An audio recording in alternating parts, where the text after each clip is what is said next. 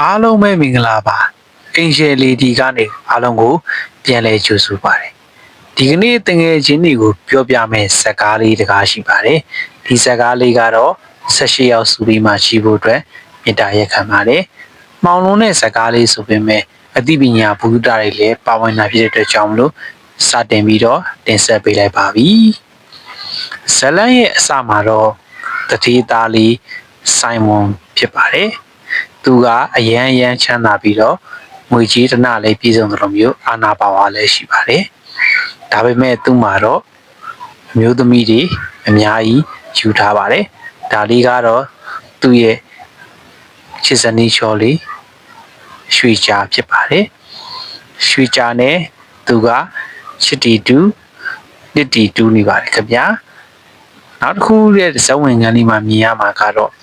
ဒါကတော့သူ့ရဲ့တငယ်ချင်းပေါ့တငယ်ချင်းနဲ့သူကအရက်တောက်ပြီးတော့ကြော်ပါနေပါတယ်အဲ့ဒီချိန်မှာတငယ်ချင်းကအရက်မူးလာတာဖြစ်တဲ့အတွက်ကြောင့်မလို့တငယ်ချင်းရဲ့အိမ်ကိုပြန်လိုက်ပို့ပေးပါတယ်အဲ့ဒီမှာသူ့ရဲ့ပြဿနာကစပါတယ်တငယ်ချင်းရဲ့မိမကိုမှမြင်ချင်းရှင်းမိသွားပါတယ်အဲ့ဒီအတွက်ကြောင့်မလို့ဆိုင်မွန်ခမညာဘလိုမျိုးတငယ်ချင်းရဲ့မိမကိုအပိုင်သိမ်းရမလဲဆိုတာကိုစတင်ပြီးတော့ကြံစီပါတော့တယ်သူ့ရဲ့ကြံစီပုံကတော့ရိုးရှင်းပါတယ်တငယ်ချင်းရဲ့ယောက်ျားကဖောက်ပြန်နေတဲ့အကြောင်းမတိမတာနဲ့တငယ်ချင်းရဲ့မိန်းမကိုတငယ်ချင်းကောင်းပီတာစွာနဲ့ပြောသလိုနဲ့ပြောပြခဲ့ပါတယ်ဖောက်ပြန်တဲ့သူကလည်းအခြားမဟုတ်ပဲသူ့ရဲ့အိမ်မှာအိမ်ပေါ်ဖြစ်ရှိနေတဲ့သူ့ရဲ့မိန်းမလည်းတစ်ဖြစ်ရွှေချာနဲ့ဖောက်ပြန်နေချောင်းကိုညော့စီလောက်ထားခဲ့ပါတယ်တနည်းအားဖြင့်တော့ကြောက်ချထားခဲ့တာပေါ့နော်အဲ့လိုကြောက်ချအောင်လည်းမကသေးပါဘူးသူ့ရဲ့အိမ်ကိုလည်းသူ့ရဲ့တငယ်ချင်းကိုခေါ်ပြီးတော့အရက်တူတူတောက်ကြပါတယ်ဒါနဲ့နေရက်တက်မတော်ပါဘူးသူကဘယ်လောက်ထီအောင်ရုံမှလဲဆိုရင်သူ့ရဲ့အမျိုးသမီးဖြစ်တဲ့ရွှေချာနဲ့လည်းအတူတူနေထိုင်ခွင့်ပေးခဲ့ပါတယ်သူ့ရဲ့တငယ်ချင်းကိုသူ့ရဲ့အကြောင်းရင်းကတော့တကယ်တမ်းပြောရမယ်ဆိုရင်တော့တငယ်ချင်းရဲ့မိန်းမဖြစ်တဲ့ပင်ကီကိုသူကသဘောကျနေလို့ဖြစ်ပါတယ်ရွှေချာလေးကိုတော့တစ်ဖက်လက်နဲ့ဖះเจ้าမှာတွားပြီးတော့ဆူတောင်းခိုင်းပါတယ်အဲ့ဒါနဲ့မကသေးပဲနဲ့သူကိုယ်တိုင်ပဲစာရေးပြီးတော့တငယ်ချင်းစီကိုလည်းရွှေချာကမင်းကိုအရန်တွေ့ချင်နေကြောင်းဘုန်းကြီးเจ้าမှာတွေ့ဖို့အတွက်မှာခဲ့တဲ့အကြောင်းသူကိုယ်တိုင်ပဲစာရေးပါတယ်အဲ့လိုစာရေးရုံနဲ့မကသေးဘူးနောက်ထပ်ကြောက်ချလိုက်တာကတော့တငယ်ချင်းရဲ့မိန်းမကိုပါသူကအကြောင်းကြားပါတယ်ဒါတွေမကသေးပါဘူးတငယ်ချင်းကိုသူကိုယ်တိုင်ပဲလူမိုက်ဒီငှားရမ်းပြီးတော့တငယ်ချင်းရဲ့ကျဲဦးချောင်းတွေကျဲဦးတွေကိုနင်းချီဖြက်စီးခိုင်းมาတော့တယ်ဒီမှာလင်းတငယ်ချင်းခမပုံမတီပါမတီနဲ့သူခင်မှတ်ထားခဲ့တဲ့တတိသားဆိုင်မုံကိုတငယ်ချင်းကောင်းလို့မှတ်ယူထားတော့လဲပဲဒီတငယ်ချင်းကပဲသူ့ကိုပြန်လဲပြီးတော့ကြောက်ချတော့ပါတော့တယ်ခမဒီလိုကြောက်ချရပြီးတဲ့ခါမှဆိုရင်သူ့ရဲ့အကြံစီတိုင်းပဲတတိသားလေးဆိုင်မုံကသူ့တငယ်ချင်းရဲ့ဇနီးဖြစ်တဲ့ပင်ကြီးကိုရှားယူဖို့အတွက်ဆက်လက်ပြီးတော့အစီအစဉ်တွေကိုအကောင့်ထဲပေါ်ပါတော့တယ်ဒါကတော့သူကိုယ်တိုင်ပဲရုံမာခိုင်းခဲ့တာဖြစ်ပါတယ်သူတငယ်ချင်းကိုပေါ့နော်လောကမှာလည်းဒီလိုတငယ်ချင်းတွေအများကြီးရှိတယ်ဆိုတာတငယ်ချင်းတို့သတိထားကြပါနော်ဒါနဲ့သူကိုယ်တိုင်ပဲလူကောင်းရောင်ဆောင်ပြီးတော့တငယ်ချင်းကိုအိမ်ကိုသူကိုယ်တိုင်ပဲပြန်လိုက်ပြီးတော့ပို့ပါတယ်အိမ်ကိုပြန်လိုက်ပို့ပြီးတဲ့အခါမှာဆိုရင်တော့တငယ်ချင်းရဲ့အမျိုးသမီးဖြစ်တဲ့ပင်ကြီးကိုဆေးခတ်ပါတယ်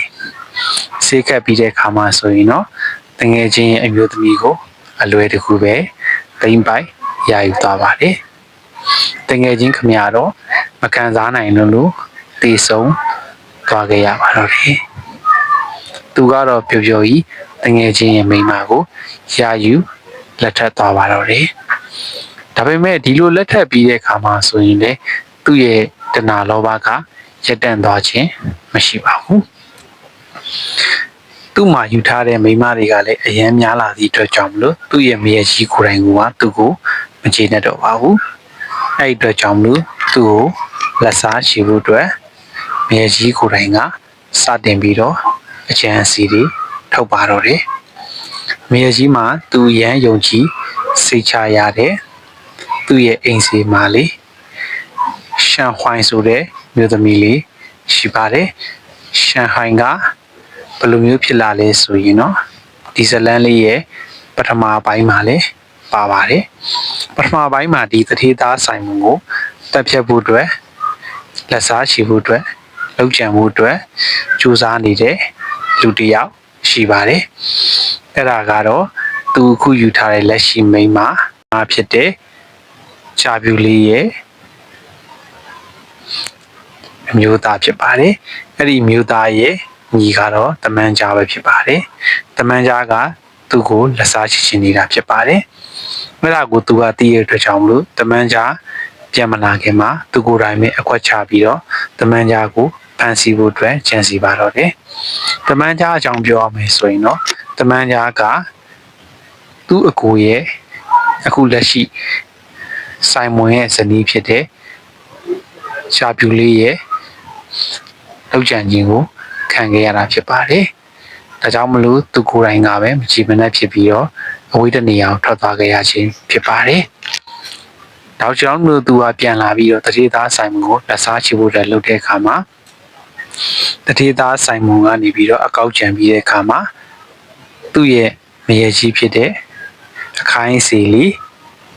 ရှန်ဟွိုင်းနဲ့ဆောင်ကိုင်းပြီးတဲ့အခါမှာဆိုရင်တော့သူ့ကိုမတော်မတရားကြံစီပါတယ်ဆိုတဲ့အကြောင်းနဲ့ပြောဆိုပြီးတဲ့အခါမှာလောက်ကျန်ဖန်တီးပြီးတော့ဖန်ခေါ်သွားပါတော့တယ်လူမျိုးဖန်ခေါ်သွားခံရတာဖြစ်တဲ့အတွက်ကြောင့်မလို့မင်းသားကပြန်လဲလွတ်မြောက်လာခြင်းမရှိပဲနှိပ်စက်ဖန်ဆီးခြင်းကိုခံရပါတယ်ဒါပေမဲ့ဘယ်လိုပဲဖြစ်ဖြစ်အမှန်တရားဆိုတာနောက်ဆုံးမှာပေါ်ရစမြဲဆိုသလိုပဲတကယ်ရန်တော့သူတို့တွေကပေါင်းပြီးတော့တထေးသားဆိုင်မှုကိုလောက်ကျန်တက်ဖြတ်လိုက်ကြပါတယ်နောက်ဆုံးပိုင်းမှာပေါ့နော်ဒါလေးကိုတော့ဆက်ပြီးတော့ကြည့်ချင်နေဆိုရင်တော့ဗီဒီယိုလေးကိုကိုယ်တိုင်သွားကြည့်ဖို့အတွက်ပဲတိုက်တွန်းလိုက်ပါစီဟုတ်ကဲ့ပါအားလုံးပဲကျေးဇူးတင်ပါတယ်နောက်မှပြန်ပြီးတော့တွေ့ကြပါမယ်ဒီဇလန်းလေးမှာဆိုရင်တော့တဏှာလောဘရဲ့ကြောက်စရာကောင်းတဲ့အကြောင်းကိုပြောပြထားတာဖြစ်ပါတယ်ကိုယ့်ရဲ့လောဘကပဲနောက်ဆုံးချိန်မှာ